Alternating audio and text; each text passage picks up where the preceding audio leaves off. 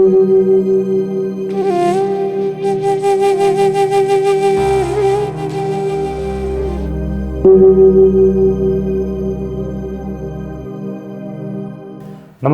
NB टकमा स्वागत गर्छु। म सुरज खड्का। एनबी टकमा हामी बौद्ध धर्म र दर्शनमा आधारित रहेर विभिन्न विषयहरूमा कुराकानी र छलफल गर्दै आइरहेका छौँ। त्यसै क्रममा आज हामी सिद्धिमङ्गल बुद्ध विहारका प्रमुख भिक्षु बिमलोसँग कुराकानी गर्दैछौँ। सिद्धिपुरमा रहेको यो विहारको विषयमा र उहाँको विषयमा आज हामी केही कुराकानी गर्नेछौँ। आउनुहोस् उहाँलाई स्वागत गरौँ। भन्दै यहाँलाई स्वागत छ। धन्यवाद छ तपाईँलाई। आराम हुनुहुन्छ? आरामै छु। तपाईँलाई? एकदम ठिक छ। अनि भन्दैको आजभोलि दिनहरू कसरी बितिरहेको छ? आज भोलिको दिनहरू चाहिँ अब भिक्षु जीवन भएको हुनाले अब विशेषतः धार्मिक रूपमै बितिरहेको छ होइन। त विशेषतः आजकलको चाहिँ अब फेसबुक लाइभहरूमा नै अलिकति बढी व्यस्त भइरहेको छ। धर्मदेशनाहरू अनि त्यसपछि ध्यान भावनाका कुराहरू र अब बिहारको दैनिक बुद्ध पूजा आदि इत्यादिहरूमा चाहिँ व्यस्त भइरहेको छ। म अलिकति यो बिहार र भन्तेको विषयमा जानुभन्दा अगाडि चाहिँ यो अहिले भर्खर यहाँले आफै पनि भनिहाल्नुभयो, फेसबुकमा म लाइभमा धर्मदेशनाहरू गरिरहेको छु भन्नुभयो। यो चाहिँ यहाँले लकडाउन सुरु भएपछि गर्नुभयो होइन? यो चाहिँ लकडाउन सुरु भएको दिनदेखि ठ्याक्कै सुरु भएको हो यो चाहिँ होइन। त्यति बेला अब चैत्र 11 गते जस्तो लाग्छ, त्यति बेलादेखि नै सुरु भएको भन्नुपर्छ। चैत 10 गते बेलुका चाहिँ लकडाउन लगाउने भनेर निर्णय भयो। हजुर। अनि 11 गतेदेखि लाग्यो। त्यहाँदेखि नै यहाँले सुरु गर्नुभयो? सुरु गरिहालेँ। त्यही दिनदेखि चाहिँ सुरु गर्नुपर्छ भनेर यहाँ त पहिले तयारी त हुनुहुन्थेन होला? तयारी त खासै अब थिएन, तैपनि त्यो लकडाउन हुनु अगाडि पनि अलिकति लकडाउन हुने त्यस्तो कुराहरू भइरहेको थियो। जस्तो 25 जनाभन्दा बढी भिडभाड गर्न नदिने त्यस्तो कुराहरू चाहिँ भइरहेको बेलामा चाहिँ अब मलाई चाहिँ कस्तो छ त भन्दाखेरि त्यो लकडाउन हुनुभन्दा अगाडि नै अब बाहिर त्यस्तो जान नहुने त्यस्तो परिस्थिति आइसकेको, अलिकति डरहरू भइसकेको हुनाले चाहिँ अनि म चाहिँ अब जहाँ गए पनि अब देशनाहरू गर्नुपर्ने, कार्यक्रमहरू गरिरहनु पर्ने। लकडाउन हुन्छ भन्ने त्यो हल्ला फैलिने बित्तिकै त्यो लकडाउनमा मैले के गर्ने भन्ने मेरो सोच त आइसकेको। अनि ठ्याक्कै 11 गते ठ्याक्कै त्यो लकडाउन भइसकेपछि अब पहिला पनि अरू कार्यक्रमहरू त फेसबुक लाइभमा दिइरहन्थ्यो, दैनिक नभए पनि अब जहाँ गए पनि अब जस्तै यो गुला धर्महरू, त्योभन्दा पनि पहिला मैले गुला धर्महरू 1 महिना तपाईँको यो फेसबुक लाइभहरू दिने गर्ने बानी थियो। लकडाउन भइसकेपछि अब घरबाट निस्किन, बिहारबाट निस्किन नपाउने भइसकेपछि त अब उपासकहरूसँग चाहिँ अब अलिकति कन्ट्याक्ट गर्ने माध्यम के हो त भन्दाखेरि त फेसबुक जस्तो लाग्यो। ल त्यसो भए भोलि बिहानदेखि म पनि फेसबुक लाइभ जाने भनेर त्यहाँदेखि मैले सुरु गरिहालेँ। अनि त्यहाँबाट कन्टिन्यू अहिलेसम्म पनि छ त्यो। त्यो दिनदेखि अहिलेसम्म एक दिन पनि नबिराइकन गरिरहेको छ? नबिराइकन गरिरहेको छु। उपासक उपासिकाहरू कतिको आउनुहुन्छ, के भन्नुहुन्छ उहाँहरू त्यहाँ आएर? उपासक उपासिकाहरू त उहाँहरूकै हौसलाले अहिलेसम्म चाहिँ यो देशना निरन्तर भइरहेको हो वास्तवमा होइन। अब उहाँहरूको त अब देशको विदेशको होइन, अब विदेशमा पनि हाम्रो नेपाली होइन अब दाजुभाइ दिदीबहिनीहरू उपासक उपासिकाहरू थुप्रो छ होइन। त्यहाँदेखि पनि अलिकति हौसला दिने हो भन्दैले गर्दाखेरि अब घरबाट निस्किन नपाउने समयमा चाहिँ यसो धर्मदेशना सुन्न पाउँदाखेरि चाहिँ एकदम मानसिक शान्ति हामीले महसुस गरेका छौँ होइन। अब बिहारमा जाने उपासक उपासिकालाई बानी परिसकेकोलाई त्यो लकडाउनले त स्वात्तै रोकियो। अब छटपटिएका हुन्छन् नि अब बानी परिसकेको चिज। अनि उहाँहरूले चाहिँ कोठामै बसेर चाहिँ सुन्न पाउँदाखेरि त धेरै नै उहाँहरूले चाहिँ साधुवाद दिनुभयो, एक किसिमले प्रोत्साहन पनि गर्नुभयो। त्यही हिसाबले उहाँ उपासक उपासिकाहरूकै एउटा चाहिँ हौसला होइन, त्यो हिसाबबाट पनि आजसम्म यो निरन्तर भइरहेको जस्तो लाग्छ। यहाँले चाहिँ त्यो धर्मदेशना गर्दाखेरि के कुराहरू चाहिँ ज्ञान दिनुहुन्थ्यो? सुरुमा चाहिँ अब 2 हप्ताको लकडाउन भएको थियो होइन, त्यस्तो एउटा चाहिँ घोषणा भयो। अनि त्यसपछि चाहिँ मैले एउटा प्याकेज बनाएको थिएँ त्यति बेला। यो 2 हप्तामा चाहिँ 2 हप्तापछि त खोल्ला भन्ने जस्तो लागेको। अनि त्यति बेला मैले चाहिँ 2 हप्ताको चाहिँ प्याकेजै बनाएँ। तपाईँको चाहिँ अब भगवान् बुद्धले देशना गर्नु हुँदाखेरि पनि एकैचोटि ठुल्ठुलो कुरा एकैचोटि सुनाउनुहुन्न। उहाँले बिस्तारै होइन अब दान कथा, शील कथा होइन, लोक परलोकको कथा, त्यसपछि वैराग्यको कथा, त्यसपछि चाहिँ महाविनिष्क्रमण नैष्क्रम्यको कथा, त्यसपछि मात्रै सत्यको होइन कथाहरू त्यो उहाँको चाहिँ अब कथा देशना गर्ने चाहिँ जुन तरिका छ, अब त्यही हिसाबले चाहिँ मैले सुरुमा चाहिँ अलिअलि मङ्गलका कुराहरू मैत्रीका कुराहरूबाट सुरु गरेँ। त्यो सुरु गर्दा गर्दै तपाईँको एउटा दुईवटा जातक पनि भने, त्यसपछि धम्पट अटकटाहरू पनि भने, त्यसपछि चाहिँ अभिधर्मको कुराहरू प्रतित्य समुत्पात र चतुरार्य सत्यसम्मको एउटा प्याकेजै मैले दिएको थिएँ। अनि फेरि लकडाउन थपेपछि चाहिँ अब प्याकेज गरेर हुन्न जस्तो पनि लाग्यो। अनि त्यसपछि चाहिँ तपाईँको भगवान् बुद्ध देशना गर्नुभएको जस्तै तपाईँको चाहिँ जातकहरू छन्, धम्पतहरू छन् होइन, धम्पट अटकटाहरू, त्यस्तै गरी चाहिँ समुद्र ध्यान भावनाहरू, विपස්සना ध्यान भावनाहरू, प्रतित्य समुत्पाटहरू, आर्य अष्टाङ्गिक मार्गहरू, अब चतुरार्य सत्यहरू होइन, अब थुप्रो छ, थुप्रै विषयहरू समेटिसके। अब लास्टमा त तपाईँको मिलिन्द प्रश्न जस्तो कुराहरू होइन, त्यसपछि गृह विनयहरू, धेरै कुराहरू जस्तै अब चाहिँ लोकनीतिमा आधारित रहेका कथाहरू सबै अब प्राय चाहिँ धेरै कुराहरू समेटिसक्यो। तपाईँको अब ध्यानको कुराहरू चाहिँ फेरि छुट्टै मैले बेलुका फेरि छुट्टै त्यो कार्यक्रम गरेँ। एकचोटि बेलुका दुईचोटि गर्नुभयो? दुईचोटि। हजुर। त्यो दुईचोटि चाहिँ सुरुमा चाहिँ गरिएको थिएन, पछि चाहिँ दुईचोटि भयो। अब हाम्रो ज्ञान पुण्डिक भण्डेको उसमा चाहिँ परित्राणहरू गर्ने उहाँहरूको लागि चाहिँ यो सुस्वास्थ्य कामना गरेर पनि बेलुका गरियो। अहिले यो बेलुकाको पनि कन्टिन्यू भइरहेको चाहिँ यो बुद्ध जयन्तीको एक हप्तादेखि मैले सुरु गरिहालेँ। अनि त्यसमा चाहिँ अनि ध्यान भावना अहिलेसम्म पनि त्यो चलिरहेको छ। अब वैशाखदेखि अहिलेसम्म त्यो बेलुकाको पनि निरन्तर भइरहेकै छ त्यो पनि। त्यसैले धेरै कुराहरू अब धर्ममा समेटिएका कुराहरू चाहिँ अलिकति समेट्नु पर्नेहरू चाहिँ समेटिसकेको छ। जस्तो उपासक उपासिकाहरूले चाहिँ तपाईँको धर्मदेशनामा के खोज्नु हुँदो रहेछ? उहाँले चाहिँ के चाहिँ सुन्न चाहनु हुँदो रहेछ? उपासक उपासिकाहरूको उहाँहरूको फरमाइस भनौँ न, उहाँहरूले जुन जान्न चाहने त्यो हिसाबले उहाँहरूले चाहिँ मेसेन्जरमा अब कहिलेकाहीँ फोनै गर्नुहुन्छ, यो एउटा कथा सुन्नु पायो हुन्थ्यो, यो विषयमा सुन्नु पायो हुन्थ्यो भन्ने उहाँहरूको पनि त्यो इच्छा जाहेर गर्दाखेरि त्यो अनुसार पनि गर्ने गरेछु। अब उपासक उपासिकाहरू पनि धेरै थरीका हुन्छन् होइन। अब तपाईँको चाहिँ कोही ध्यानको विषयमा चाहिँ अलिक चासो लिने, कोही अभिधर्मको होइन, कोही चाहिँ प्रतित्य समुत्पाटको, कोही चाहिँ अब चतुरार्य सत्यको। अब यो समय अन्तरालमा चाहिँ धेरै उपासकहरूले धेरै विषयमा उहाँहरूले चाहिँ अलिकति इच्छा जाहेर गर्नु भए अनुसार पनि मैले थुप्रो गरिसकेको छु। अब यही त्यही भन्ने हुँदैन, अब थरीका उपासकहरू थुप्रो छ। अनि उहाँहरूले भने जस्तो चाहिँ गर्ने पनि गरेको छु मैले। लकडाउन सुरु भएदेखि आजसम्म कति दिन भयो? आज 617 दिन भयो। एक दिन पनि कुनै दिन पनि छुटाउनु भएन? छुटेको छैन। जहाँ जाँदा पनि सजिलो पनि भयो होइन? कतै जाँदाखेरि पनि त्यहीँबाट मोबाइलबाट पनि गर्न मिल्यो। अब लकडाउनमा त जाने कुरा हुनै भएन होइन। अब लकडाउन बिचमा चाहिँ अलिकति खुकुलो हुँदाखेरि जहाँ गइन्छ त्यहीँबाट त्यो लाइभ चाहिँ भइरहेकै छ, अहिलेसम्म पनि भइरहेको छ। बरु कहिलेकाहीँ 2-3 चोटि हुन्छ होइन, त्यो एकचोटि चाहिँ कहिले पनि छुटेको छैन। त्यो चाहिँ भनेपछि यो डिजिटल माध्यमबाट त झन् यहाँको उपासक उपासिकाहरूमा झन् बढीमा पुग्यो नि होइन यहाँको। किन बिहारमा हुँदा त यहीँ नजिकका सीमितमा आउनुहुन्थ्यो, अहिले त्यहाँ जो पनि जोइन हुन पाउनुहुन्छ होइन? अहिले चाहिँ अब बिहारमा हुँदाखेरि 200-300 मात्रै हुन्थ्यो। अब फेसबुक लाइभमा त तपाईँको चाहिँ पहिला लकडाउनको बेलामा त हजारौँ थियो। यसमा प्रत्यक्ष लाइभमा हजारौँले हेर्ने भएपछि त आफूलाई पनि अलिकति होइन खुसी लाग्ने के। बिहारमा भइदिएको भए त मैले 200-300 जना होला, तर फेसबुकमा त अब तपाईँको अब कोठामा बसेर चाहिँ त्यति लकडाउनको बेलामा 1000 जना त प्रत्यक्ष छ भनेपछि अब 1-2 जना उसको आफन्तहरू पनि होलान् सँगै त्यहाँ। त्यो समेट्दाखेरि चाहिँ धेरै अनि आफूलाई चाहिँ हुने के हौसला हुने क्या, ओहो धेरै उपासक उपासकले हेर्दो रहेछ, सबैले धर्म चाहने रहेछ भन्ने कुरा। त्यो हिसाबबाट चाहिँ अलिकति खुसी नै लाग्छ, धेरैलाई समेट्न पाएँ जस्तो पनि लाग्छ। अलिकति अब यो सिद्धि मङ्गल बुद्ध विहारको कुरा गरौँ। यो बिहारमा चाहिँ यहाँ कहिलेदेखि हुनुहुन्छ? आजभन्दा अब 10 वर्ष जति भयो होला मेरो विचारमा। 10 वर्ष त पुग्यो।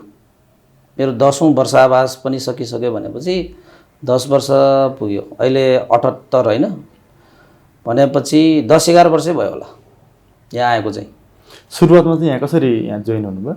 यहाँ चाहिँ सुरुमा एकपल्ट चाहिँ म विश्वशान्ति विहारमा बस्थेँ होइन। बर्मामा बसेर फर्किँदाखेरि चाहिँ विश्वशान्तिमा बस्दाखेरि चाहिँ यहाँ एउटा चाहिँ कस्तो कार्यक्रम छ त भन्दाखेरि श्री पञ्चमीको दिनमा चाहिँ यहाँ प्रवज्या गर्ने कार्यक्रम हुन्छ कि यहाँ। अनि प्रवज्या गर्ने कार्यक्रममा चाहिँ यहाँ त भिक्षुहरू थिएन। अनि उहाँहरूले यहाँको उपासक उपासिकाहरूले चाहिँ विश्व शान्ति बिहारमा भिक्षुहरू पठाउनु पर्यो भनेर उहाँहरूले प्रार्थना गर्नु हुँदो रहेछ। अनि त्यही सन्दर्भमा चाहिँ म त्यो प्रवज्या कार्यक्रम गर्नको लागि आएको, खासमा एकपल्ट मात्रै आएको।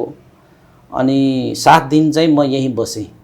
7 दिन बसेर प्रवज्या कार्यक्रम चाहिँ सुचारू रूपले सञ्चालन भइसकेपछि अनि यहाँको उपासक उपासिकाहरूले नै अब भन्थे अब चाहिँ यहीँ बस्नु पर्यो, हामीलाई तपाईँले ज्ञानगुणका कुराहरू सिकाउनु पर्यो, तपाईँलाई चाहिँ यहीँ बसाउने भए भनेर उहाँहरूले प्रार्थना गरिसकेपछि अनि बल्ल अनि मैले यसो हेरेँ। त्यति बेला म फेरि बर्मा फर्किने वालामा थिएँ। अनि बर्मामा पनि अलिकति आन्दोलन भइरहेको हुनाले चाहिँ अलिकति भिसा दिइरहेको थिएन। अनि भिसा नदिएपछि अब के गर्नु त, नेपालमा अब त्यतिकै बसिनु त भएन। अब जहाँ चाहिँ अब बुद्ध धर्मको तपाईँको बिउ छर्नु पर्ने ठाउँ छ, त्यो ठाउँमा बिउ छर्न पाउँदाखेरि आफूलाई पनि खुसी हुन्छ नि त। अब विश्व शान्तिमा बसिरहँदा पनि नहुने त होइन, त्यहाँ पनि धेरै भिक्षुहरू पनि छन्, यहाँ त एकैजना पनि छैन भनेपछि म यहाँ आयो भने केही यहाँका उपासक उपासिकाहरूले धर्मको बिउ छर्न पाइएला भन्ने हिसाबले अनि यहाँ बसियो। भनेपछि 10-11 वर्षै भयो। उहाँहरूकै प्रार्थनामा, उहाँहरूकै होइन निमन्त्रणामा यहाँ आइएको भनौँ न। अहिले चाहिँ यहाँ प्रमुख रूपमा हुनुहुन्छ? अहिले चाहिँ अब त्यसपछि चाहिँ अब यहीँ बसिने भएपछि अनि यहाँको अब कार्य समितिहरू सबै मिलाएर उहाँहरूले नै अब प्रमुख भएर तपाईँहरू सदा यहीँ बस्नुहोस् धर्म प्रचारको सिलसिलामा भनेपछि अनि अब ठिकै छ। अब जहाँ बसे पनि भिक्षुको जीवन धर्म प्रचार गर्ने हो, यहाँ पनि ठिकै छ भनेर अनि यहीँ बसियो भनौँ न। जस्तो यहाँ चाहिँ अब बुङमतीमा जन्मिनु भयो, ललितपुर जिल्लाकै, त्यहाँबाट विश्व शान्तिमा पढ्नुभयो। अनि त्यहाँबाट फेरि उच्च अध्ययनको लागि चाहिँ बर्मा जानुभयो? बर्मामा गएको। बर्मामा चाहिँ के कुन तहको अध्ययन गर्नुभयो? मैले बर्मामा चाहिँ विनय पढेँ, त्यसपछि अभिधर्म र विशेष मेरो चाहिँ ध्यान भावना, यो 3टा विषय चाहिँ मेरो गुरुहरूले चाहिँ सिकाउनु भयो। त्यसमा चाहिँ अब अलिकति उहाँहरूको हिसाबबाट भन्ने हो भने चाहिँ विनय पास भइहाल्यो होइन, अभिधर्म भयो। अनि त्यसपछि अब ध्यानको त त्यस्तो सर्टिफिकेट भन्ने हुँदैन। अनि चाहिँ अब हामी चाहिँ त्यहाँ गएर चाहिँ ध्यान केन्द्रमा बसेको हुनाले चाहिँ 3टा विषयमा चाहिँ पूर्ण रूपमा नभने पनि जो चाहिने जति हुन्छ त्यति चाहिँ त्यहाँ सिकेर आएँ, अध्ययन गरेर आएँ भन्नुपर्छ, अभ्यास पनि गरेर आएँ भन्नु पर्ला। कति वर्ष बस्नुभयो त्यहाँ? त्यहाँ चाहिँ म सुरुमा जाँदाखेरि लामो समय त्यो बर्माको त्यो आन्दोलनको उस हिसाबबाट भइएन। अब कहिलेकाहीँ त्यो बर्मामा पनि त्यो राजनीतिक हिसाबबाट कहिले खटपट भइरहेको हुन्छ, अब आउने जाने भइरहेको हुनाले चाहिँ त्यसो गर्दाखेरि 10औं वर्ष भयो उता, अझै बढी हुन सक्ला, आउने जाने पनि भयो, त्यस्तै भयो होला। त्यहाँ चाहिँ बौद्ध धर्मको हुन्छ अनि कस्तो अवस्था छ त्यहाँनिर? बर्मामा त तपाईँको बुद्ध धर्मको अवस्था भन्नाले त त्यहाँ त धेरै उच्च स्तरको छ नि उता त। तपाईँको अब भिक्षुहरू नै तपाईँको 60 लाख जति होला। अब त्यत्रो ठाउँमा तपाईँको चाहिँ त्यहाँ गएर बुद्ध धर्मको अध्ययन गर्ने, अभ्यास गर्ने हेर्दाखेरि चाहिँ जुन हामीले चाहिँ भगवान् बुद्धको समयमा जुन किताबहरूमा हामी अध्ययन गर्छौँ ग्रन्थहरूमा, ठ्याक्कै बुद्धकालीन समय जस्तै लाग्छ मलाई त्यहाँ।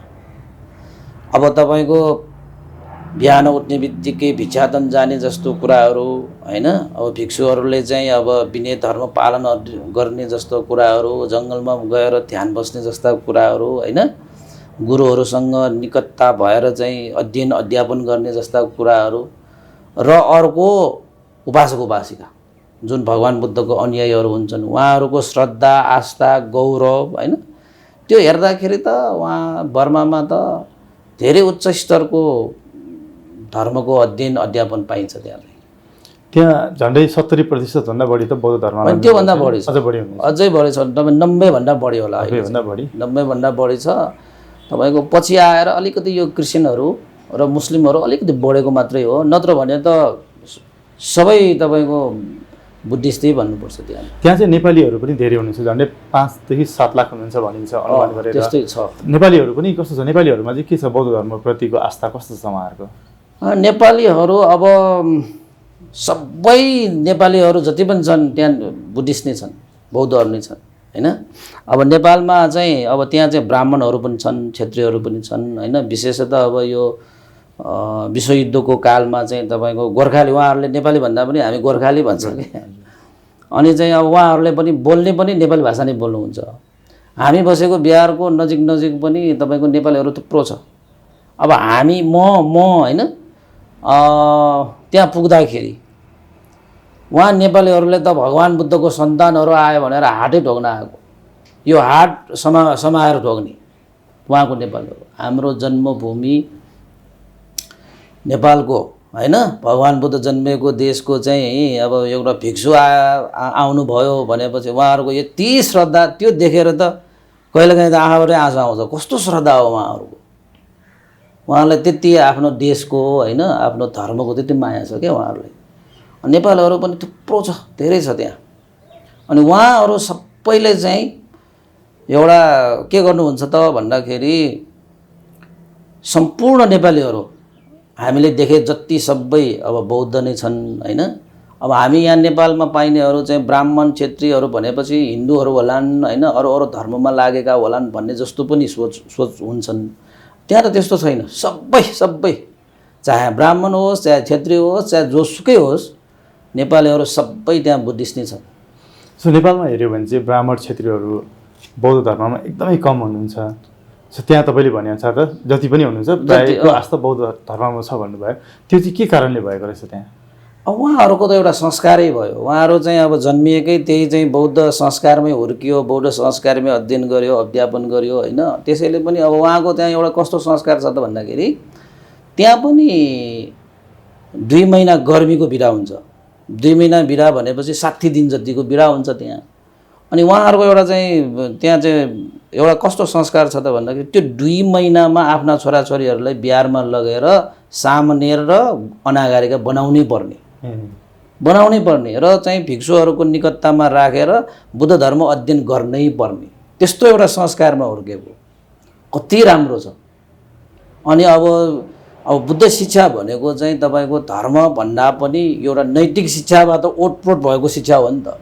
एउटा बुवालाई चाहिँ बुवा बन्न सिकाउने, छोरालाई छोरा बन्न सिकाउने होइन, आफ्नो कर्तव्य दायित्व पुरा गर्न सिकाउने, एउटा मनुष्य भएर मनुष्य बन्न सिकाउने शिक्षा भएको कारणले गर्दाखेरि जसले पनि त्यो यो एकचोटि आफ्नो जीवनमा अध्ययन गरे, अध्यापन गरिसकेपछि त त्यो त स्वतः लागु हुने नै भयो नि।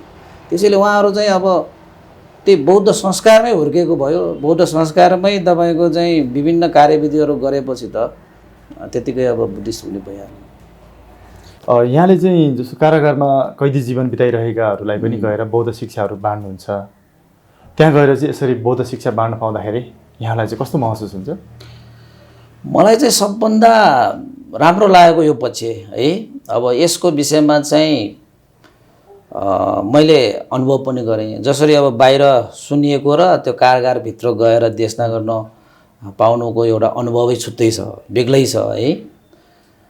अब कारागारभित्र एउटा कैदीहरूसँग आम्ने सामने भएर त्यसरी चाहिँ धर्म देशना गर्न पाउँदाखेरि चाहिँ केही चाहिँ धर्मको काममा केही मैले चाहिँ इँटा थपेँ, केही गरे जस्तो लाग्छ कि मलाई चाहिँ त्यहाँ चाहिँ। किन त भन्दाखेरि अब त्यहाँ त अब तपाईँको चाहिँ जानी नजानी अन्जान रूपमा कति गल्ती गरेर आयो होला, कति बाध्यतामा परे होला होइन। त्यस्ता व्यक्तिहरूलाई चाहिँ भगवान् बुद्धको त्यो नैतिक शिक्षा होइन, जसले चाहिँ मानवलाई मानव बनाउन सिकाउँछ, त्यस्तो एउटा शिक्षा त्यहाँ चाहिँ प्रदान गर्न पाउँदाखेरि त अवश्य पनि अब खुसी लाग्ने त स्वाभाविक भयो। र त्यहाँको जुन कैदीहरूले चाहिँ त्यो देश नसुनेर उहाँहरूले चाहिँ अब खुसी प्रकट गरेको देखेपछि त झनै क्या एकदम प्रफुल्लित हुने होइन। त्यसैले मैले त्यो कार्यक्रममा चाहिँ हाम्रो उपासक हुनुहुन्छ एकजना विजय रत्न तुलाडर है, उहाँले चाहिँ जहिले पनि निमन्त्रण गर्नुहुन्छ है। उहाँलाई चाहिँ मैले धेरै साधुवाद दिन्छु क्या। मैले जहिले पनि भेट्दाखेरि यो कार्यक्रम तपाईँले गर्नुभएको त साँच्चैकै यो चाहिँ प्रशंसा गर्न लागेको कार्यक्रम। किन त भन्दाखेरि अब बाहिर त तपाईँको जताततै हामीले धर्मदेशनाहरू गरेर सबै उपासकहरूलाई सुनाउँदै गइरहेको होइन। जेलमा भनेको तपाईँको कारागारमा भनेको त छुट्टै किसिमको माहौल, छुट्टै किसिमको व्यक्तिहरू होइन। त्यही भएको कारणले गर्दाखेरि पनि जहिले पनि उहाँ विजयरत्न तुलाडर दाइले चाहिँ निमन्त्रणा गर्नुहुन्छ, म कहिले पनि नाइ भन्दैन क्या। मलाई त्यहाँ गएपछि चाहिँ मैले बुद्ध शासनको लागि, मानव समाजको लागि मैले केही गरेँ जस्तो मलाई महसुस हुन्छ कि। त्यही भएर चाहिँ त्यहाँ गएर चाहिँ देशना गर्नु र बाहिर देशना गर्नुमा छुट्टै आनन्दै बेग्लै छ कि। त्यहाँ गएर तपाईँले धर्मदेशना गरिरहँदाखेरि जसरी बुद्धको कालमा चाहिँ अङ्गुलीमाला जसरी बुद्धसँग भेटेपछि परिवर्तन भएर व्यक्ति जीवनमा आएर सत्मार्गमा लाग्यो नि, त्यसै गरी त्यहाँ पनि मैले केही व्यक्तिहरूलाई चाहिँ धेरैलाई मैले त्यसरी उनीहरूलाई असल मार्गमा लग्दैछु भन्ने खालको पनि महसुस हुन्छ यहाँलाई? त्यो त स्वाभाविकले हुन्छ पनि, र त्यहाँ चाहिँ अनुभव भएको पनि छ होइन। त्यो देशना गरिसकेपछि पछि उहाँहरू चाहिँ अब त्यहाँको कैदीहरू भनौँ न होइन, उहाँहरू चाहिँ आएर उहाँहरूले चाहिँ ओहो यस्तो कुराहरू हामीले पहिल्यै सुन्न पाएको भए कति जाति हुन्थ्यो, अब चाहिँ हामी पहिला जानी नजानी हामीले जे गऱ्यौँ होइन, त्यसको हामीले चाहिँ यो सजाय भोगिरहेका छौँ। अब यो देशना सुनिसकेपछि अब चाहिँ हामी पक्कै बाहिर आउँदाखेरि एउटा चाहिँ सच्चा मानव भएर चाहिँ हामी बाहिर आउँछौँ भनेर चाहिँ यही कारणले सुन्न पाउँदाखेरि कति खुसी लाग्यो होला होइन। जो कि अब कतिले भन्छ अब हामीले चाहिँ बुद्ध धर्ममा चाहिँ 5वटा सिल छ होइन, म म म हत्या हिंसा गर्दिनँ, म चोरी गर्दिनँ, म व्यभिचार गर्दिनँ होइन, म झुटो कुरा बोल्दिनँ, म लागुबाट सेउन, यो 5वटा नियम त हामीले त्यहाँ सिकाएको। अनि चाहिँ कति कैदीहरूले चाहिँ के भन्छन्, म चाहिँ पहिलो सिल बिग्रेर यो जेलमा पढ्न आएको, अब आइन्दा म यो सिल बिगार्दिनँ भनेर भन्न आउँदाखेरि यो कारणले कति आनन्द आयो क्या मनमा, त यस्तो शीतल कति आएर चाहिँ म चाहिँ यो 5औं नम्बरको सिल बिग्रेर म यो कारागारमा आउनु पुगेँ, अब मैले यो सुन्न पाएँ, अब आइन्दा म चाहिँ कहिले पनि यो सिल बिगार्दिनँ भनेर त्यतिसम्म एउटा चाहिँ उनीहरूले चाहिँ एउटा अधिष्ठान गरे नि त। त्यो भनेकै उहाँहरूको परिवर्तन त हो नि। त्यही भएर चाहिँ त्यस्तो देख्दाखेरि चाहिँ अनि खुसी लाग्छ। कतिले त म चाहिँ अब बाहिर आइसकेपछि भगवान् बुद्धको यस्तो होइन अमूल्य शिक्षा रहेछ, म बुद्धिज्मै पढ्न आउँछु। मैले त कतिलाई भनेको छु आउनुहोस् न त विश्व शान्ति बिहारमा तपाईँको मास्टर डिग्रीसम्म पढ्न पाउँछ, तपाईँहरूको लागि जहिले पनि स्वागत छ। अब सायद चाहिँ उहाँहरू चाहिँ त्यहाँको समय सकिसकेपछि पक्कै उहाँहरूले भने जस्तो चाहिँ आउनुहुन्छ भने विश्व शान्ति बिहारमा बुद्धिज्म पढ्नुको लागि 2-4 जना त भइसकेको छ भनेपछि अब त्यहाँ जाँदाखेरि हामीलाई त कहिले जस्तो पनि लाग्दैन उहाँहरूको व्यवहार नै। त्यो देशना सुनिसकेपछि त आफन्तै जस्तो के, सबै आफन्त जस्तो होइन। त्यहाँको हाम्रो चाहिँ कैदीहरूमध्येमा पनि त्यो एउटा शेर्पा दाइ हुनुहुन्थ्यो त्यहाँ, उहाँको चाहिँ एउटा चाहिँ हामी जाँदाखेरि अतिथि सत्कार गर्नेदेखि लिएर उहाँको चाहिँ बोली वचन कुनै पनि एङ्गलबाट उहाँहरू चाहिँ कैदी जस्तो लाग्दैन, त्यस्तो परिवर्तन भएर आएको उहाँहरू चाहिँ होइन। त्यही भएर चाहिँ त्यहाँ गएर धर्म देशना गर्न पाउँदाखेरि चाहिँ अलिकति एउटा छुट्टै एउटा चाहिँ आनन्द होइन, छुट्टै चाहिँ एउटा चाहिँ मनमा चाहिँ तरङ्गहरू होइन। भगवान् बुद्धले त कस्ता कस्तालाई चाहिँ होइन तपाईँको चाहिँ आलोक राक्षस होइन, अङ्गुलीमाल जस्तो होइन, तपाईँको चाहिँ कस्ता कस्ता होइन व्यक्तिहरूलाई चाहिँ देशना गरेर उहाँहरूले चाहिँ परिवर्तन गरे भनेर चाहिँ त्यो कथा सुन्न पाउँदाखेरि हो रहेछ बा धर्मको प्रभाव भनेको त यस्तोसम्म हुँदो रहेछ। हिजोसम्म कैदी भएको व्यक्तिहरूले आजदेखि प्रण गरे कि यो सिल म आजदेखि नबिगार्ने मैले प्रण गरेँ, अब आइन्दा मैले जीवनमा मान्छे भएर यो कारागारबाट निस्किने छु भनेर त्यस्तो प्रण गरेको देख्दाखेरि त खुसी हुनु त स्वाभाविक हो। त्यस्तो सुन्दाखेरि चाहिँ केही गरेँ है जस्तो लाग्छ कि आफूलाई चाहिँ खुसी लाग्छ त्यस्तो चाहिँ। यहाँ चाहिँ अलिकति अब बौद्ध धर्ममा भित्र पनि महायान, वज्रयान र थेरावाद भनेर 3वटा जुन यान छ त्यसमा पनि बढी चाहिँ यहाँ चाहिँ थेरावादलाई प्रतिनिधित्व गर्नुहुन्छ होइन। थेरावादमा चाहिँ र अरूमा के फरक हुन्छ? एउटै होइन कुरा त? अब खासमा भन्ने हो भने त हाम्रो त मुख्य त बुद्धयानै हुनुपर्ने हो होइन। तैपनि अब यहाँ वज्रयान, महायान र थेरवाद भनेर चाहिँ अब उहाँहरूले चाहिँ कहिलेकाहीँ श्रावकयान पनि भन्ने गर्छ थेरवादहरूलाई। त सबैको लक्ष्य चाहिँ तपाईँको दुःखबाट मुक्त हुने हो। तैपनि चाहिँ महायान, थेरवाद र तपाईँको चाहिँ वज्रयानमा चाहिँ कार्यविधिमा चाहिँ अलिकति फरक छ। जस्तै तपाईँको चाहिँ शील स्वभावहरूमा होइन, शील पालन गर्नुपर्ने, त्यसपछि तपाईँको जुन कार्यविधिहरू भन्दाखेरि तपाईँको चाहिँ जुन पूजाआजा गर्दाखेरिको होइन, जस्तै थेरवादहरूले चाहिँ अरू भाषाहरू प्रयोग गर्दैन, तपाईँको पाली भाषा भगवान् बुद्धले बोल्नुभएकै भाषाबाट उहाँले सबै परित्राणहरू पाठ गर्ने, बुद्ध पूजाहरू गर्ने, त्यो मात्रै फरक हो होइन। अब शिलाचरणमा पनि अलिकति फरक छ।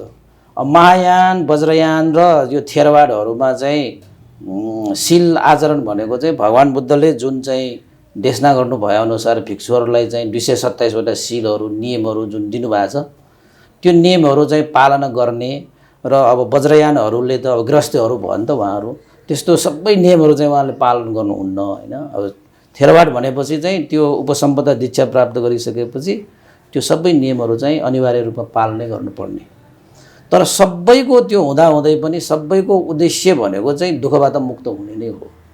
त्यही भएर चाहिँ अलिकति विधिहरूमा अलिकति फरक छ हैन, अब कार्यविधिहरूमा अलिकति फरक छ।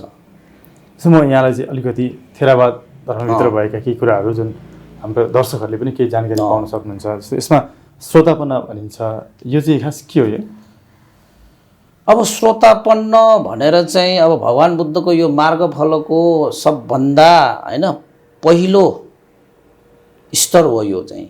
श्रोतापन्न भनेको चाहिँ जस्तै अब दुःखबाट मुक्त भएको अवस्थालाई चाहिँ तपाईँको अरहन्त भनेर भनिन्छ।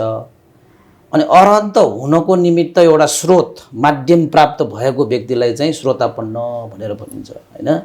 त्यसैले मार्गफल भनेर चाहिँ 8वटाहरू मध्येमा चाहिँ यो श्रोतापन्न भनेको सबभन्दा पहिलो लेभलको जुन चाहिँ निर्वाण प्राप्त गर्नको निमित्त उसमा चाहिँ एउटा स्रोत प्राप्त भइसकेको व्यक्तिलाई चाहिँ श्रोतापन्न भनेर भनिन्छ हैन।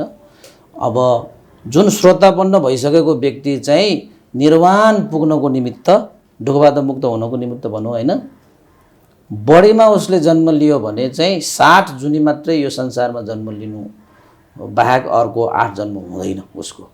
त्यसपछि चाहिँ उसको निश्चित रूपमा चाहिँ निर्वाण प्राप्त गर्ने व्यक्तिहरूलाई चाहिँ श्रोतापन्न भनेर भनिन्छ। त्यसपछि चाहिँ अर्को के हुन्छ प्रोसेस? श्रोतापन्न अरहन्त पुगिसकेपछि हजुर होइन, अरहन्त पुगिसकेपछि चाहिँ शान्त अवस्थामा पुगिहाल्यो। त्यहाँ जन्म र मरणको चक्करमा त्यो घुमिरहनु आवश्यक भएन। यसमा अनि अनागमी भनेर चाहिँ श्रोतापन्न पछि सक्रेटागामी आउँछ। हजुर सक्रेटागामी पछि अनागामी आउँछ हैन। अनागामी पछि चाहिँ अरहन्त आउँछ तपाईँको। अब तपाईँले चाहिँ अनागामी भनेको चाहिँ न आगामी अनागामी भनेर पाली भाषाबाट व्याख्या गरिएको छ। अब अनागामी भएको व्यक्तिहरू चाहिँ यो लोकमा एकपल्ट फेरि जन्म लिन आउनु परेन। उहाँहरू चाहिँ देवलोकबाट हैन ब्रह्मलोकबाट पुगेर त्यहीँबाट उहाँहरू चाहिँ निर्वाण पुग्ने त्यस्तो व्यक्तिहरूलाई चाहिँ अनागामी भनेर भनिन्छ। जस्तै यो उपासकहरू अथवा जसले चाहिँ बौद्ध धर्म दर्शनको अनुकरण गर्नुहुन्छ उहाँहरूको चाहिँ अन्तिम अरहन्त हो। उहाँहरूको चाहिँ अब हाम्रो थेरवाडको हिसाबबाट भन्ने हो भने त अन्तिम लक्ष्य त सबैको अरहन्तै हो। अरहन्त भनेकै तपाईँको निर्वाण प्राप्ति हो। निर्वाण प्राप्ति भनेकै दुःखबाट मुक्ति हो हैन। अब दुःख हामीलाई त दुःख भनेको त कसैलाई मन पर्दैन। अब हामी सबैको तपाईँले चाहिँ जाने पनि नजाने पनि आखिरमा हाम्रो हृदयको अन्तिम इच्छा भनेको चाहिँ सम्पूर्ण दुःखबाट मुक्त हुने नै हो। त्यही भएर अरहन्त भनेको चाहिँ तपाईँको सम्पूर्ण दुःखबाट मुक्त भइसकेको अवस्था हैन। अब सम्पूर्ण दुःखबाट मुक्त हुनको लागि चाहिँ यो हृदयमा भएको सम्पूर्ण क्लेश मैलहरू चाहिँ सम्पूर्ण रूपमा उसले चाहिँ निर्मूल बनाइसकेको अवस्था, त्यस्तोलाई चाहिँ अरहन्त भनेर भनिन्छ। अब सबैको बुद्ध अनुयायीहरू सबैको अन्तिम लक्ष्य भनेको चाहिँ अब उपासक उपासिकाहरूको भनौँ न हैन। यो चाहिँ अरहन्त हुने चाहिँ उपासक उपासिकालाई मात्रै हो कि सबैलाई हो? भिक्षुहरूलाई पनि हो। भिक्षुहरूलाई पनि अब अरू हुन्छन् नि, अब अनागारिकाहरू उपासक उपासिका सबैको आखिरमा चाहिँ अरहन्त नै हो। जस्तो बौद्ध धर्ममा चाहिँ 3 तहका बुद्धहरू भनेर व्याख्या गरिएको छ। यो चाहिँ कस्तो कस्तो किसिमका बुद्धहरूलाई भनिन्छ? अब बुद्ध भन्ने त तपाईँको चाहिँ सम्यक सम्बुद्ध भनेर एउटा छ, त्यसपछि प्रत्येक बुद्ध भनेर एउटा छ र श्रावक बुद्ध भनेर छ हैन। अब सम्यक सम्बुद्ध भनेको प्रत्येक बुद्ध र श्रावक बुद्धमा के फरक छ त भन्दाखेरि सम्यक सम्बुद्ध भनेको चाहिँ आफ्नै परिश्रमले मेहनतले पारमिता गुणधर्महरू सम्पादन गरेर स्वयं आफैले ज्ञान प्राप्त गर्ने, त्यसैले सम्यक सम्बुद्ध भन्यो हैन। र अर्को त्यसमा सम्यक सम्बुद्धमा कस्तो हुन्छ त भन्दाखेरि जुन ज्ञान आफूले प्राप्त गरियो दुःखबाट मुक्त हुने ज्ञान, त्यो ज्ञान जसरी आफूले प्राप्त गरे त्यो सम्यक सम्बुद्धले चाहिँ सत्व प्राणीहरूको लागि पनि त्यो ज्ञान दिन सक्ने, अरूलाई पनि तपाईँको चाहिँ दुःखबाट मुक्त गराउन सक्ने क्षमता हुन्छ सम्यक सम्बुद्धहरूमा चाहिँ। अनि प्रत्येक बुद्धको कुरा कस्तो छ त भन्दाखेरि प्रत्येक बुद्धले पनि बुद्धत्व ज्ञान लाभ गर्ने चाहिँ सम्यक सम्बुद्धले जस्तै आफ्नै पारमिताको बलले हैन आफ्नै क्षमता अभ्यासले उहाँले प्राप्त गरिलिने हो। तर उहाँको चाहिँ त्यो प्रत्येक बुद्धहरूको चाहिँ कस्तो हुन्छ त भन्दाखेरि जुन चिज आफूले ज्ञान प्राप्त गरी लिए त्यो चिज चाहिँ अरूलाई दिन सक्दैन कि उहाँहरूले चाहिँ आफूले चाहिँ बुझे त्यो आफूले बुझे जस्तो चाहिँ सत्व प्राणीहरूलाई चाहिँ बुझाउन सक्दैन उहाँहरूले चाहिँ हैन। त्यसैले चाहिँ सम्यक सम्बुद्धमा र प्रतिकुलमा यो फरक भयो। अब आयो श्रावक बुद्ध भनेको कस्तो त भन्दाखेरि स्वयं आफैले बुद्धत्व ज्ञान लाभ गर्दैन। श्रावक बुद्धहरूले चाहिँ कसरी लाभ गर्छ त भन्दाखेरि सम्यक सम्बुद्धहरूले देशना गरेको धर्मलाई श्रवण गरेर अभ्यास गरेर आचरण गरेर बुद्धत्व ज्ञान अब त्यो ज्ञान लाभ गरेर अनि अरूलाई पनि बुझाउन सक्ने त्यो चाहिँ। तर ऊ स्वयंले चाहिँ त्यो बुद्धत्व ज्ञान चाहिँ ऊ स्वयंले लाभ गर्न सक्दैन। चाहिँ दुईटा बुद्ध भन्दा उहाँ चाहिँ फरक हुनुभयो। उहाँ चाहिँ अलिकति फरकै भयो। तीनवटै बुद्धहरू पनि एक आपसमा फरकै छ। अब सम्यक बुद्ध भनेको आफूले नै ज्ञान प्राप्त गर्ने अरूलाई पनि दिन सक्ने। सिद्धार्थ गौतम सम्यक उहाँ चाहिँ अब हाम्रो सिद्धार्थ कुमार चाहिँ सम्यक सम्बुद्ध हुनुभयो। त्यही भएर चाहिँ उहाँले अरूलाई पनि अब ज्ञान दिन सक्यो। जस्तो प्रत्येक बुद्धहरू चाहिँ आफूले लिनुभयो त्यसो अरूलाई दिनु भएन भनेपछि यो बौद्ध दर्शनको इतिहासमा चाहिँ उहाँहरूको नाम त्यति उल्लेख हुन्छ हुँदैन? उल्लेख चाहिँ छ तपाईँको। अरे हामीले पुज्ने हामीले अनुसरण गर्ने भनेको प्रत्येक बुद्धहरूलाई होइन। हामीले चाहिँ किन त भन्दाखेरि उहाँहरूले त हामीलाई दिन सक्दैन नि। त्यही भएर हामीले अनुसरण गर्ने हामीले चाहिँ पुज्ने भनेको चाहिँ सम्यक सम्बुद्धहरूलाई हो। त्यही भएर चाहिँ बुद्ध तपाईँको चाहिँ अब जातक कथाहरूमा ग्रन्थहरूमा प्रत्येक बुद्धहरूको धेरै कथा आउँछ। तैपनि अब हामीले पुज्ने अनुसरण गर्ने भनेको सम्यक सम्बुद्धहरू भएकोले चाहिँ अब बुद्धहरूको त्यो चाहिँ सिरियल क्रम अनुसार नाम चाहिँ त्यो उहाँहरूकै हामीले चाहिँ अगाडि राख्छ। जस्तै यो बौद्ध शासनमा चाहिँ श्रावक बुद्धहरू चर्चित श्रावक बुद्धहरू कोही हुनुहुन्छ कसैलाई केही? अब श्रावक बुद्धहरू भनेको कस्तो त भन्दाखेरि तपाईँको चाहिँ जस्तै भगवान् बुद्धको सारीपुत्र भन्थे भनौँ होइन, मोर्ज्ञान भन्थेहरू भनौँ। भिक्षुहरूले जसले चाहिँ ज्ञान प्राप्त गरी लिए उहाँहरू श्रावक बुद्ध नै हो। अब हामीले चाहिँ बोधिसत्व तहमा पुगेकाहरू बोधिसत्व भनेको फेरि अर्कै हो। बोधिसत्वहरू भनेको चाहिँ भविष्यमा बुद्धै बन्नको निमित्त अभ्यास गर्नेहरू उहाँ चाहिँ। तर चाहिँ अब यो श्रावक बुद्धहरू भनेको चाहिँ तपाईँको अब अभ्यास गर्दै जाने त्यसमा चाहिँ बोधिचर्या पनि हुन्छ।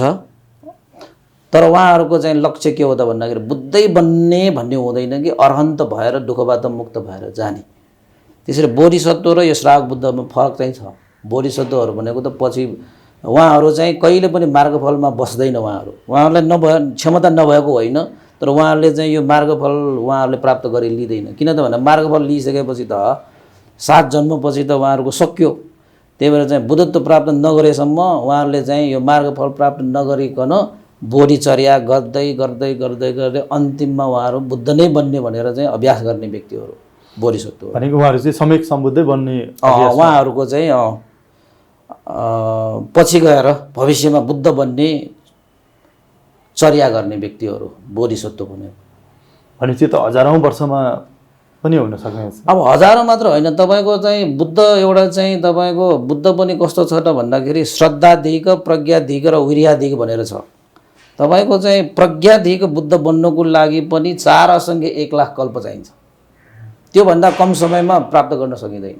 अब यो 1000 त होइन, तपाईँको कल्प 4 असङ्ख्य 1 लाख कल्प भनेपछि त धेरै भयो नि त। त्यही भएर यो प्रज्ञाधिक बुद्ध बन्नको लागि मात्रै त्यति समय लाग्छ। जस्तो अहिलेको यो पछिल्लो पृष्ठभूमिमा हेऱ्यो भने चाहिँ श्रावक बुद्ध भनेर कोही हुनुहुन्छ त त्यसो भए? श्रावक बुद्धहरू भनेको कस्तो त भन्दाखेरि अब मैले ज्ञान लाभ गरेँ भने म श्रावक बुद्ध भएँ होइन। भिक्षुहरू त्यो तहमा पुगेका भिक्षुहरू कोही हुनुहुन्छ अहिले? त्यस्तो चाहिँ यो त्यो यही भिक्षु पुग्यो भनेर चाहिँ त्यस्तो चाहिँ हामीले भन्न मिल्दैन पनि र भन्न सक्दैन पनि। त्यो चाहिँ अब कसरी जानिन्छ त भन्दा उहाँसँग सङ्गत गरेर होइन, उहाँसँग चाहिँ निकटतामा बसेर भगवान् बुद्धले जुन लक्षणहरू भन्नुभएको छ त्यो लक्षणहरू उहाँसँग मिल्यो होइन। त्यसरी भयो भने चाहिँ उहाँहरू चाहिँ श्रावक बुद्ध भनेर चाहिँ हामीले चाहिँ अनुमान गर्ने हो। तपाईँले तपाईँ श्रावक बुद्ध हो भनेर कसैले सोध्यो भने म हो भनेर चाहिँ बुद्ध भइसकेको व्यक्तिहरूमा म भन्ने शब्द नै हुँदैन। उहाँ म भन्नै भन्दैन, म हो भन्यो भने हो पनि भन्दैन र त्यो सोध्ने कुरा पनि भएन। त्यो त आफैले नै बुझ्ने कुराहरू भयो। जस्तै यो थेरावादमा चाहिँ भिक्षु सङ्घको धेरै ठुलो महत्त्व छ। भिक्षु र सामणेरमा चाहिँ खास के फरक हुन्छ? दुइटै उस्तै हो कि के छ? अनि सामनेर भनेको उहाँहरूले यस्तै चिवर लगाए तापनि उहाँहरूले चाहिँ पालन गर्ने सिल भनेको 10 वटा सिल मात्रै हो। 10 वटा सिल पालन गरेर बुद्ध शासनमा भनौँ न यो सिल समाधि प्रज्ञाको अभ्यास चाहिँ गर्ने। तर उहाँहरूले पालन गर्ने भनेको त 10वटा सिल हो मुख्य। त्यसपछि सेखिया भनेर चाहिँ 75वटा सिलहरू पनि पालन गर्नुपर्छ। त्यसरी पालन गर्दा गर्दै तपाईँको उमेरको हिसाबले चाहिँ 20 वर्ष नपुगेसम्म चिबर लगाएर बस्ने ती व्यक्तिहरूलाई चाहिँ सामनेर भनेर भनिन्छ हैन। अनि भिक्षु भनेको चाहिँ के हो त भन्दाखेरि उमेरले पनि 20 वर्ष नागिसकेको, अनि गुरुसँग चाहिँ उपसम्पदा दीक्षा भनेर चाहिँ उसले दीक्षा लिनुपर्छ। दीक्षा लिएर चाहिँ सबै सङ्घको बिचमा कम्मवाचा भन्ने छ, त्यस्तो पढ्ने हुन्छ। त्यो दीक्षा लिँदाखेरि चाहिँ त्यो कम्मवाचा पढेर 227वटा नियम उसले आफ्नो जीवनमा पालन गरेर उपसम्पदा दीक्षा प्राप्त भइसकेको 20 वर्षभन्दा नागिसकेको व्यक्तिलाई चाहिँ भिक्षु भनेर भनिन्छ। जस्तो यहाँले अब यसैमा अलिकति अन्त्यमा थपिदिनु न, जस्तो स्थवीर र महास्थवीरमा चाहिँ के फरक हुन्छ? स्थवीर चाहिँ तपाईँको भिक्षु भइसकेपछि 10 वर्षावास भनेको 10 वर्ष नागिसकेकोलाई चाहिँ स्थवीर भनिन्छ हैन। 10 वर्ष नागेपछि तपाईँको 19 वर्षसम्मको अवधिलाई चाहिँ स्थवीर भनिन्छ। अनि महास्थवीर भनेको चाहिँ भिक्षु भएर 20 वर्ष नागिसकेको भिक्षुहरूलाई चाहिँ महास्थवीर भनेर भनिन्छ। त्यो चाहिँ समय हटले बनिन्छ। त्यो चाहिँ समय सँगसँगै उहाँहरूले बिताउनु भएको वर्षावासको हिसाबबाट त्यो चाहिँ समय भनौँ न अहिलेलाई समय 20 वर्ष नाग्यो भने महास्थवीर भन्छ। हस् त, यहाँको समयको लागि धेरै धेरै धन्यवाद। होइन, धेरै धेरै साधुवाद छ तपाईँहरूलाई पनि है। केही चाहिँ अब धर्मको कुराहरू तपाईँहरूलाई सुनाउनु पाएँ होइन। तपाईँहरूले चाहिँ सोध्नुभएको कुराहरूमा अलिकति अब समय दिन पाइयो, खुसी लागेको छ। तपाईँहरूलाई पनि धेरै धेरै साधुवाद। दर्शक आज हामीले सिद्धिमङ्गल बुद्ध विहारका प्रमुख भिक्षु विमलसँग कुराकानी गऱ्यौँ। उहाँसँग हामीले चाहिँ बौद्ध धर्मका विषयमा, साथसाथै लकडाउन सुरु भएपछि उहाँले फेसबुकबाट दिइरहनु भएको धर्मदेशनाका बारेमा, साथसाथै उहाँले चाहिँ कैदीहरूलाई दिइरहनु भएको बुद्ध देशना र उहाँका व्यक्तिगत विषयमा पनि कुराकानी गऱ्यौँ। पक्कै पनि यहाँले उहाँको बारेमा र बौद्ध धर्म र खास गरी थेरावादको विषयमा पनि केही जानकारी पाउनुभयो होला भन्ने हामीले आशा लिएका छौँ। यस्तै यस्तै कुराकानी र छलफलका लागि यहाँहरूले हाम्रो च्यानललाई लाइक, कमेन्ट र सब्सक्राइब गर्न सक्नुहुनेछ। नमस्कार।